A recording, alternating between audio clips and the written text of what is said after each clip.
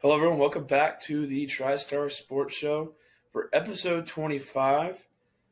Jamie and I are here after a long break, hiatus.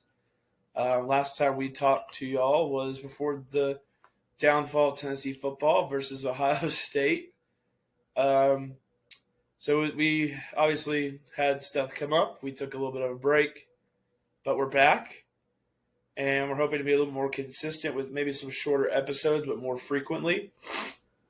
And try to talk about more active news and more interesting topics now that the meat and potatoes of football season is kind of wrapped up, at least for our team. So it's kind of it's still interesting to watch the playoffs and stuff like that, but you don't have a dog in the fight, so it's not as passion, I guess, is the way to look for it. But we could definitely start, I'd say, probably about wrapping up with Tennessee's season because, I mean, now it feels like forever ago we lost that game in Ohio. But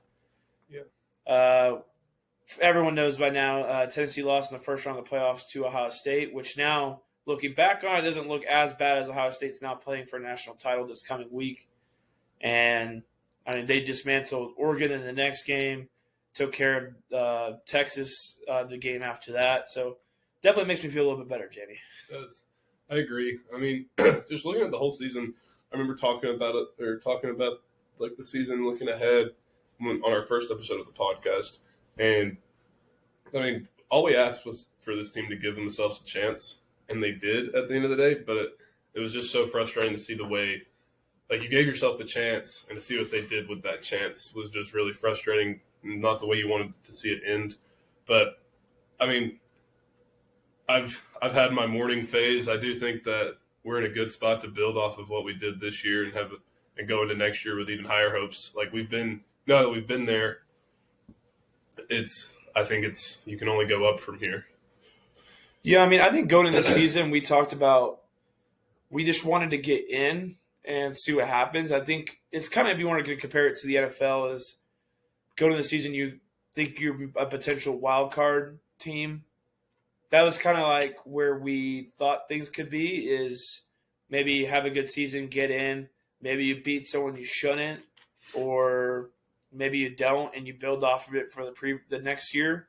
And that's what happened. I mean, right. We gave ourselves a chance, like you said, to go beat a good team. Obviously, we didn't really show up in that game whatsoever. So it's hard to get super, super excited about that appearance. However, I think we caught Ohio State at a really horrible time. I don't think it would have been any different a week later, but it whatever happened between the Michigan game and when the ball kicked off in Ohio Stadium against us, they clearly found out who they are as a team because they are on an absolute roll.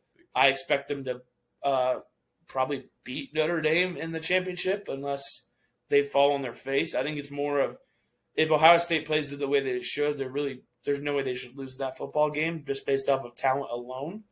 Not to discredit Notre Dame. I thought they've actually had a really good season for one. I mean, obviously they had that blemish against Northern Illinois, and people kind of started writing them off as a team. Right. But all they've done is win since that. And they obviously don't play in a conference, so there's no conference championship involved, but they found their way in the dance, and they took down, was it Penn State in the semifinals? Penn State in the semifinals. Before that, they beat, I'm trying to think of their road to get there. Who did they beat? They beat Georgia. That is correct. And then before that, I think they played the 12 seed. So is that SMU? No, they beat Indiana in the first round, first game of the playoffs. Then they beat Georgia actually by more than what they beat Indiana by. I think they beat Indiana by 10 and beat Georgia by 13. So not a big difference, but still, if you're Indiana, you can say you lost to Notre Dame by less than what Georgia lost to them. And then they beat Penn State last week. And, yeah, now they're playing in the championship against an Ohio State team who's just rolled through the entire playoffs. So, I mean, if you're a Northern Illinois fan, I feel like it's pretty cool that you beat a team that's playing for a national championship this next week. You're the only team that beat them. That's kind of wild. And then, yeah, that's where the playoffs are at. That game will be on next Monday. So we're filming this on a Monday, so a week from today. That game's in Atlanta. Should be a good one. I hope it's a good game. I don't want it to be a blowout. It's no fun. But, yeah, as far as Tennessee seasons go, I mean, we kind of met, I think, the expectations that we probably were, I guess, expecting. And I'm sure there was points of the year we maybe thought we could maybe reach more than what we were hoping for. And things didn't go your way. Life goes on. But you got a lot of the members of the cast coming back for the next year. I believe it's 8 or 9 guys on defense that are starters that are returning, which is massive for a defensive team or a defensive group that vastly improved from last season to this season. More importantly, you got all 3 starting corners back, and all of them were very, very talented and young last year. I think that group is going to be awesome going into next year. Then we have on the offensive side of the ball, obviously Nico's back. In the transfer portal, we lost pretty much the entire receiving core is what it feels like. A lot of them. Not necessarily as far as production goes in the portal, but between the portal and the draft, we just lost a lot of bodies, which is a tough thing, at least in the receiver room. But we did convince Mike Matthews to come back after that whole confusing situation. It seems that we have Book Carter on offense potential next year from the way things played out with him coming back. Brazel obviously is back. Who am I missing? Brazel, Matthews.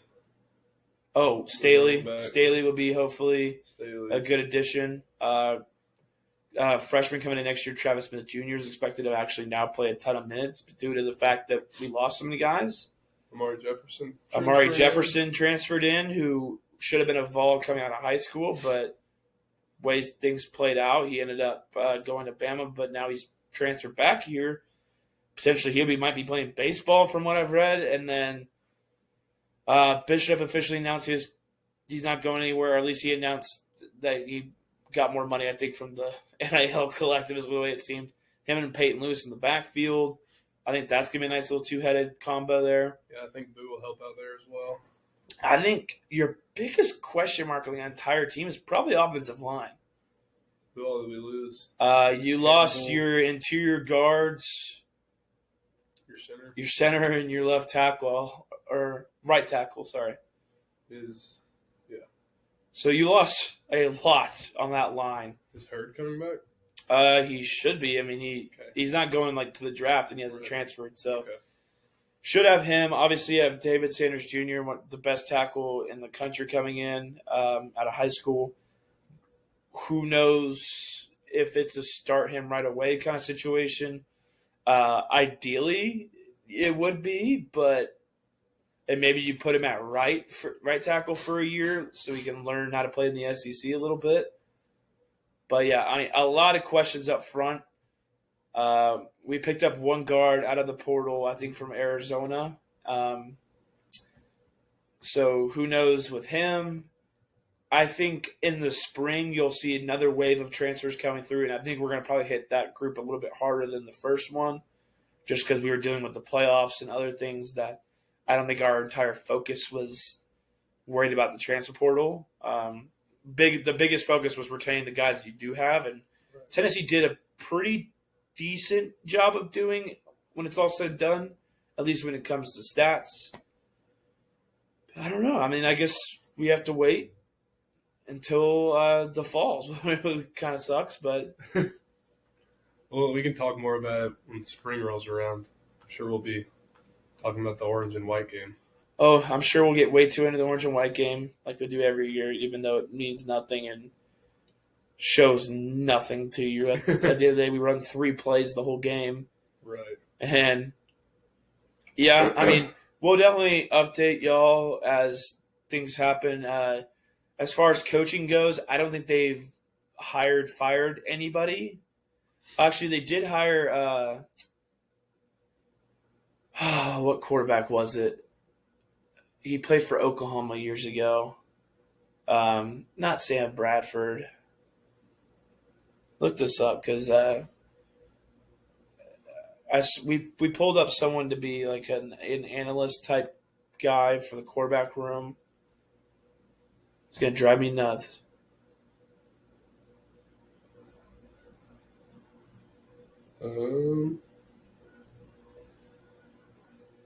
But I know as far as coordinators go, they should both be back. I know there's rumors of Tim Banks leaving to go take a DC job, which is kind of shocking to me, to go to another place for the same job. But we'll see how that goes. I mean, I thought he had a pretty good coaching season, so I hope we retain him. Finding anything? What was he, like an offensive analyst? Yeah, we just hired him like about a week ago. I can look this up. But yeah, I think that's the majority of what's going on for the football team. But luckily for us as Vol fans, we had a pretty darn good basketball program as well that we got going on. If you want to talk a little bit about where they are at. Yeah, so Tennessee basketball, men's basketball, ladies are doing pretty well too. But the Tennessee men's basketball team was the last. They started the season off 14-0, last undefeated team in the country. We're the number one team in the country for what is it like? Probably a couple weeks, 3 or 4 weeks. I think it was actually it was 5 weeks before we lost. So 5 weeks in a row, and then had a devastating loss against Florida where there was just a lid on the basket, couldn't get anything to fall, and then on Saturday bounced back in a not the way you would have necessarily wanted to bounce back, but we bounced back and found a way to win on the road, which has seemed to have come at a premium this year in the SEC. So we dropped to 6.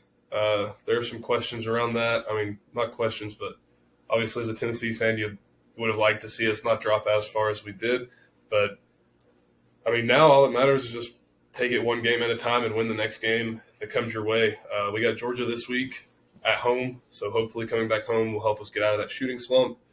We need our potential Wooden Award winner, Chaz Lanier, to – I think he may have gotten in his head a little bit in the Texas game from what I've seen and what I've heard. I mean, I have no doubt in my mind of the player that he is and who he can be. He's just – I mean, players go through slumps, and he's just got to work himself through it. Yeah, I think that's well said. Rick Barnes called him out after the game, but to non-Tennessee fans, that looks bad.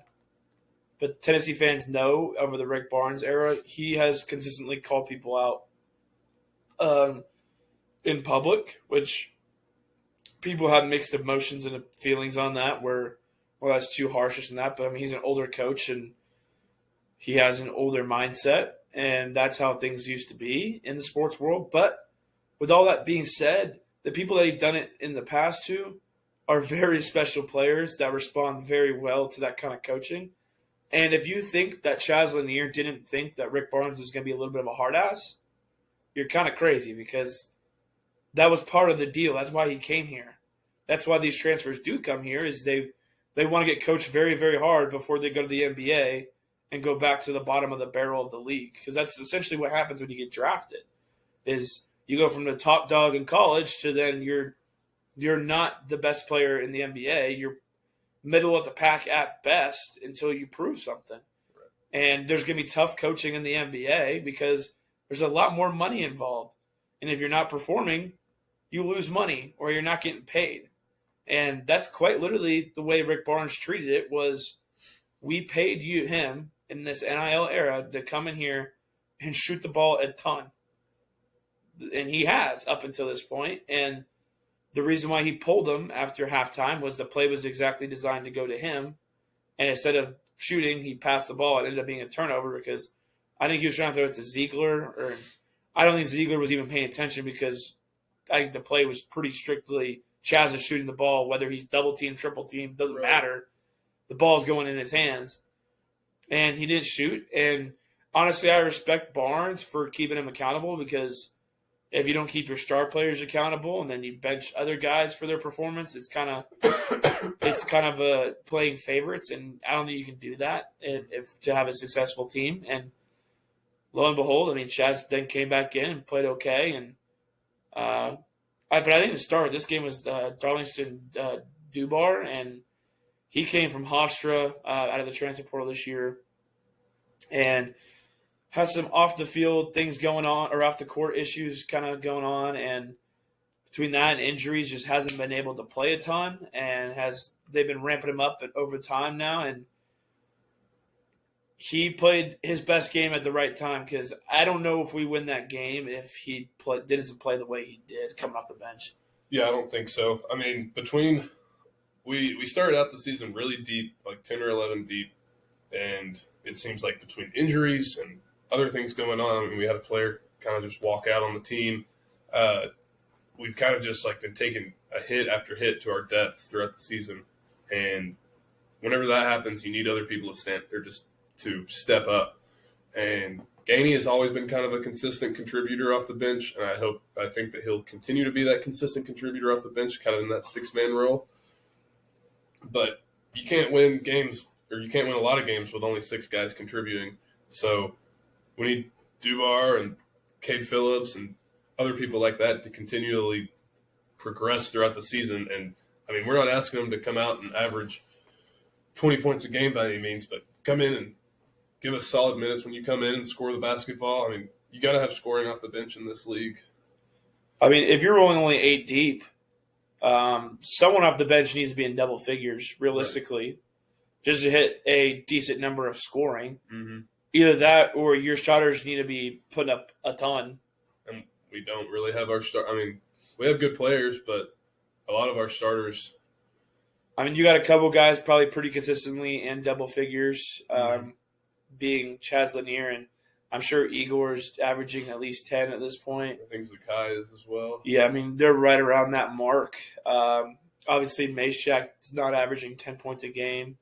Akpara offensively actually is getting a little bit – it's improving, I think, since the beginning of the season, or he's getting a little more comfortable. One thing that was really kind of ticking me off early in the season was Zakai or whoever was bringing up the ball.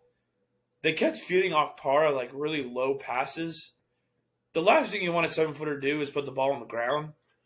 And if you're encouraging him to have to go low, it's going to be a turnover machine. And that's simple basketball. I think Barnes has kind of probably fixed that a little bit because you don't see it as bad. I mean, obviously there's a time and place to have to throw a low pass.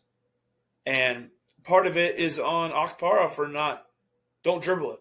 Just go right up with it. You're a big guy. Just go up and finish it. I mean, if the way he's been playing defensively, I don't know if you have it pulled up. How many blocks a game is he at right now? It's ridiculous. He has a block and a half every game. You have over a block a game, and that's like all. I don't know what he did in the Texas game, but it felt like it was a lot. And then you obviously have he's rebounding the ball well. Igor's rebounding the ball well. I mean, we're gonna be fine. Honestly, probably a good thing to go into a little bit of a down stretch, and if that down stretch is splitting 2 games on the road, I don't really hate it. I mean, the only reason why everyone's panicked around the Tennessee fan base is because we lost by 30. But little do they understand is basketball is a sport where sometimes when it's not going your way, it's really just not going to go your way. And Tennessee tried really, really hard to shoot their way out of it, and it only made things so much worse. They were trying to put a Band-Aid on a bullet hole, and it just kept bleeding and bleeding and bleeding. And they just kept jacking up 3 after 3. I would have liked us to probably see us try to, work the inside a little bit, but at a certain point, you're down 20-plus in the second half. You're not going to come back unless you just hit a ton of threes in a row, which is just not going to happen. Right. But life goes on. They bounce back against Rick Barnes' former school on the road, which I forgot. I'm pretty sure we beat them in the NCAA tournament last year. So that was interesting. I think it might be his first time back there coaching, or maybe second time. And I'm not sure. I think I want to say second time because we did have like a home and home with them not too long ago. Yeah, I remember that. But yeah, who we got this week? Georgia. Yep. And is it Georgia and Vandy at Vandy on Saturday? So Yeah. 2 winnable games. I think both are unranked, but there's really no sleeping or bad teams in the SEC this year. Georgia's actually ranked now. They move up because they beat Kentucky last week or 2 weeks ago, I guess now, or a week and a half. And then they beat someone else this week. That was impressive. They beat Oklahoma. Oklahoma. Okay. Yeah. So, I Kentucky mean, beat Oklahoma. there's going to be a lot of moving around the top 25. It's basketball, especially with how many teams are playing each other this year just within the SEC alone. So that's going to be a fluid thing.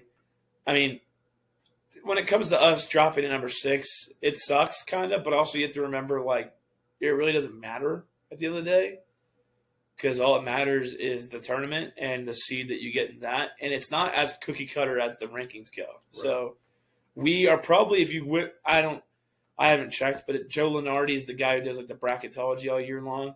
If you went on his website, I don't want to make this accusation because I don't know for a fact, but I wouldn't be shocked if we were still a number 1 seed on his list just based off of where he thinks we'll go the rest of the season.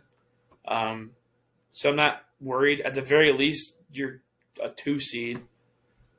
So not the end of the world there. A lot of basketball left to be played. But I'd say the team's definitely going in the right direction. There's going to be a little bit of dips here or there on your trajectory, and as long as you respond well, you'll be fine. Right. I mean, it's a long season. Like you said, all you got to do is keep going. The worst thing we can do right now is get in our heads about something and have players start losing confidence. You don't want to see that, especially with a team that shoots a decent amount of three-pointers. But, I mean, yeah, I think as long as we hit our stride at the right time, I mean, I don't think with the way our team plays, playing well early isn't as scary as some other teams like Kentucky or somebody, where if we were hitting 15 threes a game or more than that, then yeah, you could be worried about us like hitting our stride early and stuff like that because you could just fall into a shooting slump come early March. But when you play the kind of defense that we play, that tends to stay more constant throughout the season. So all we need is our offense to hit their stride whenever it comes tournament time. Our defense is good enough to bail you out most games. There is going to be nights like the Florida game where, I mean, that we literally have – I think that was the worst a Division I team has ever shot across the board, which I think is crazy that no one's had a performance worse than that. But just based off our field goal percentage, 3-point percentage, and free throw percentage. But I think the thing in parentheses was like minimum 25 attempts of everything or something like that. So, like, obviously there's probably teams out there that shot that bad but only shot it like 10 times or something, but which isn't good. However, that was a very odd performance. I don't expect to see it that bad again. I think you're delusional if you don't think we lose another game or maybe 3, just based off the way this conference is looking. We'll lose games. You just would like to see us in those games that you lose just compete and not get embarrassed. And I don't think we will again. It was probably a good loss for us, and I'm excited to see where things go. I mean, we'll be filming probably after the Tennessee game on Wednesday night, so we'll have that one fresh on our brain and be able to kind of dive deeper probably into that actual game. Hopefully it's a win. We'll figure that out later. Yeah, and we are still a 1 seed on bracketology. Where does it have us selected playing? Lexington. Oh, yes, because Lexington is actually a host city, which would be not only hilarious, but awesome because it's close and we can get a bunch of fans there. Right. But, yeah, that would be quite ironic playing in Rupp Arena with Kentucky not being there, and dominating in their stadium would be awesome. But, yeah, I think that's enough college basketball talk. We can kind of go more into that on Wednesday about kind of other teams too, because there's a lot of studs and a lot of stud teams out there right now, and it's honestly probably the one of my favorite college basketball seasons up until this point so far, just because like every game you turn on is competitive. I mean, we were sitting here last week and we turned on, was it Oklahoma versus Texas A&M just randomly in the second half, and a great game. The A&M was down 18. You didn't think anything of it. Then they stormed back and won the game, and they were without their best player. It's just fun basketball, and it's a perfect treat because right when football season ended, it seemed like we were right into SEC play in basketball, and it's gonna be a fun season, and I cannot wait for March. Me neither. Yeah, so that's college basketball. NFL world, let's see. Playoffs going on. Actually, the Rams and Vikings are playing as we speak. Rams have a pretty commanding lead in that one. They do. Seems like everything happened like it was supposed to in the wild card round, minus the Texans game. Everything else was pretty run of the mill or expected. We got the Bucks Commanders as well. Yeah, I mean that one was honestly a toss up. I think, but a lot of people were picking the Bucks at home. Mm-hmm. But I mean, man, Jay Daniels is I think pretty legit. So, and I don't think the Commanders are going anywhere for a few years. No. I think Dan Quinn was a home run hire for them at the time when they were cleaning house and setting up a new organization practically. And they got their quarterback, I think, of the future. So that was a huge, huge win for them. It sucked. I was rooting for Baker. And they lost in a crazy way with that made doink field goal, which is honestly just like you would have rather just see it go right through the uprights. The fact that it left up the chance of the goalpost is crazy. Yeah, I mean, other than that, Commanders and the Texans were the only two underdogs. And the Texans were at home, so I mean that was still kind of a home underdog. It's not really that surprising, but I was surprised to see how the Chargers just kind of fell flat on their face. I thought Harbaugh would find a way to get it done. I mean, now it feels like everyone feels like they're dumb that they were that convinced in a wild card team on the road to win that game. It felt kind of silly looking back on it. Yeah, I mean, as of now, the Commanders were the only and probably will be the only road team to win on wild card weekend. Yeah. So, Eagles took care of the Packers. Bills dismantled the Broncos. Yeah.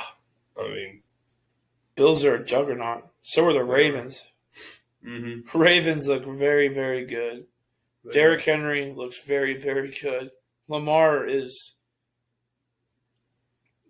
I'm excited to watch Lamar and Josh Allen play next week because I guess that's probably going to decide wins MVP at this point. I honestly just hope it's a shootout and we get to see a ton of highlight plays from the both of them.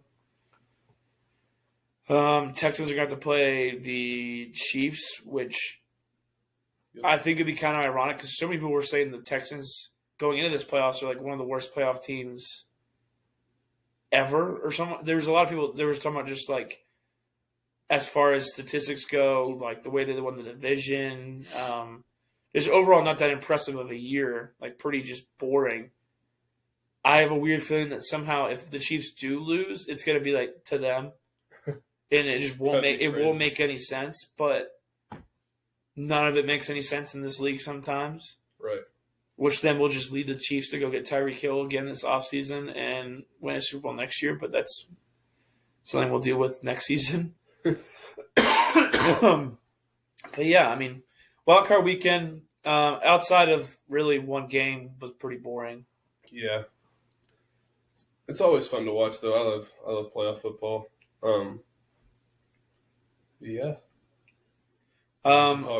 There's been a lot of moving around the coaching world and GM world, Titans. But let's see. Bears fired the coach. Cowboys fired the coach. Patriots fired the coach.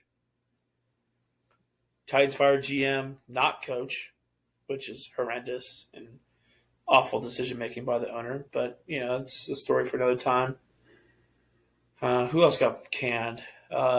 Tomlin's kind of on the hot seat right now. Mm-hmm. To be determined on what they do after their 6th straight playoff loss. You have a winning record every year, that's awesome, but you got to win in the playoffs at some point. Right. Obviously they used to, but not anymore. Jets obviously fired their coach mid-season. Somebody else. 7 teams have moved on from their head coach. The New England Patriots, the Cowboys, the Raiders fired Pierce. Correct. The Jaguars fired Doug Peterson. Yes, okay, so those were the 2 we missed. Bears, Saints as well. Fired Allen, and then Jets obviously fired their coach. I guess this came out before the Cowboys on there. So obviously Mike Vrabel has been hired as the Patriots head coach, which is kind of a hot topic in the NFL right now. Patriots fans are ecstatic, as they probably should be. As a Titan fan, a little bit depressed because this was totally in the works 2 years ago, and it just looks worse and worse and worse. I knew the moment we fired him, it was a pretty realistic possibility that he's going to end up being the Patriots coach 2 years ago. However, they hired Gerard Mayo because I think they had the plan to hire Mayo for years when Belichick was going to give out, and that was what they stuck with.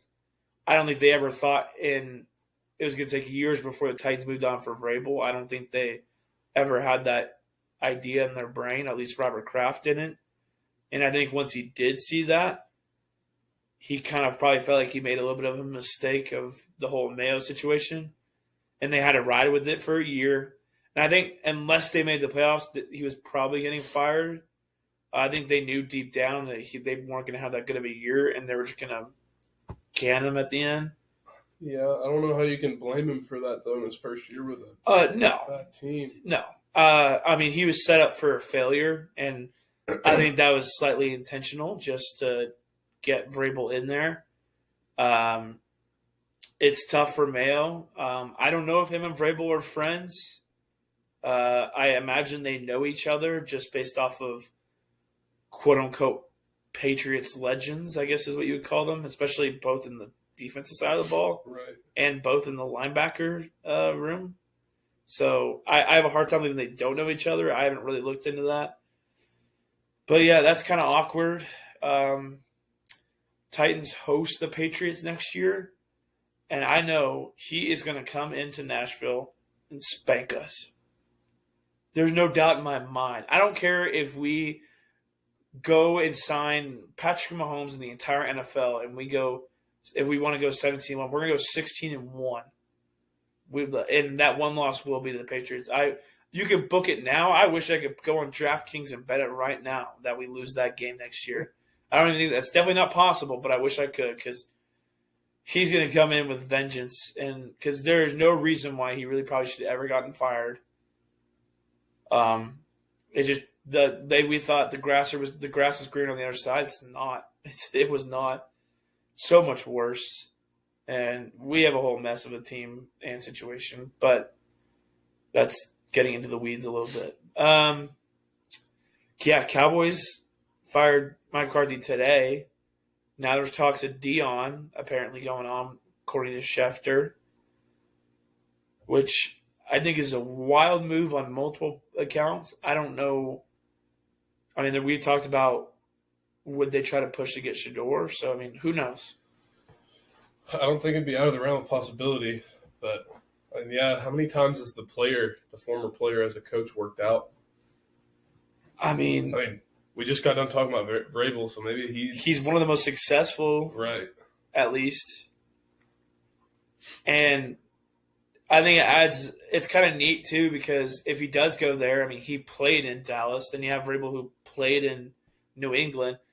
It's just wild that, it puts you in awkward situations. And this is why, I never want a tendency to ever hire, Peyton Manning at any position is the off chance that you have to fire him, it gets kind of uncomfortable. Yeah. Vrabel is literally in the ring of honor as a player at the New England Patriots, which is a crazy honor because the amount of talent that has come out of that organization over the years.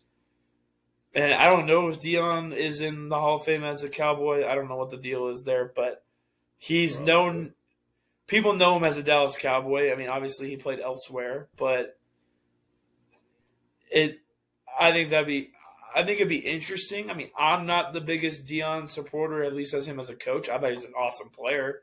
I think he can make a really good GM in this league. just based off his recruiting ability.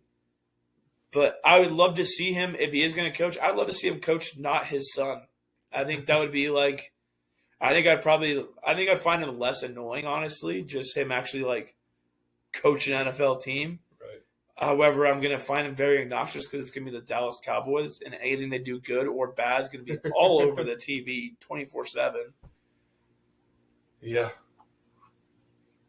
Deion's going to be a Cowboy, and that's going to be what half of the country wants and half of the country absolutely despises.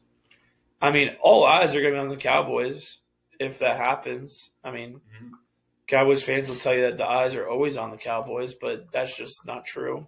I don't know. A lot of movement. I mean, there still could be people getting fired based off of playoff scenarios. I mean, you don't typically fire a playoff coach, but I mean, I think Tomlin's probably the most likely candidate to probably. I think it might be a mutual parting ways, the way they probably phrase that one. Because Tomlin might want out slightly and try to get maybe a new start somewhere. I think him to the Bears would be an interesting fit. I mean, he always has kind of coached boring football, just really good defense, and it wins you games, but it doesn't necessarily take you all the way anymore in today's modern football, and we know that. But I don't know. I mean, he's a winner, and I have a hard time believing if they move on from him that he doesn't have a job. Like, I think that'd be kind of wild for no one to hire him. Somebody, the Saints, I mean, somebody would pay him. There's no way. Right. I can't imagine him sitting at home for a year. No.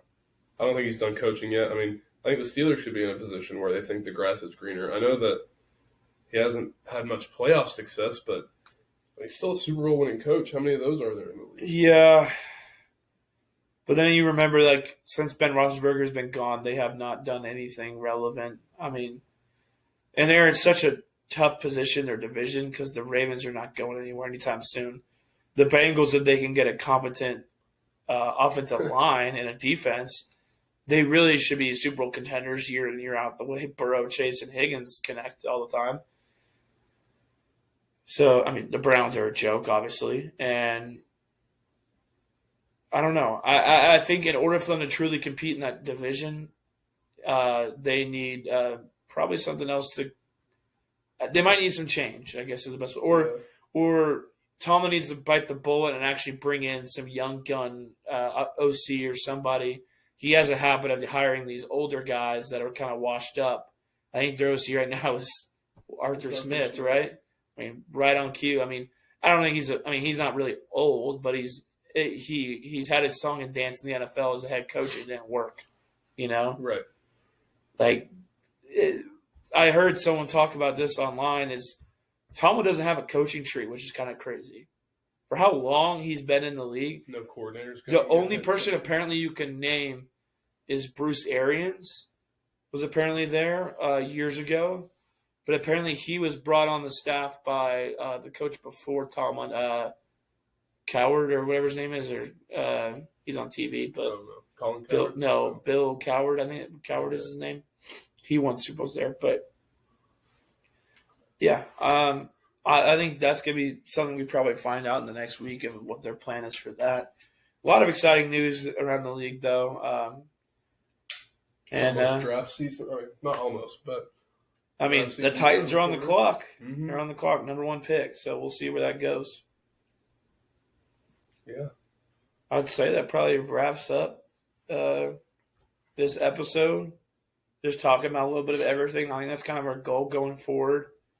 Now that Tennessee football is kind of done, we can drive our focus everything. Ideally, as the NBA season gets on, going a little bit farther, we'll probably start tapping into that a little bit.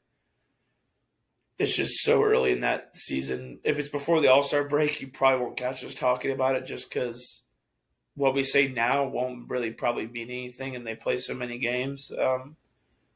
I mean, the Bucks won the NBA Cup, which virtually means nothing. They won an in-season tournament and won some money, I guess. Yeah. There's a lot of good teams, and honestly, I think both.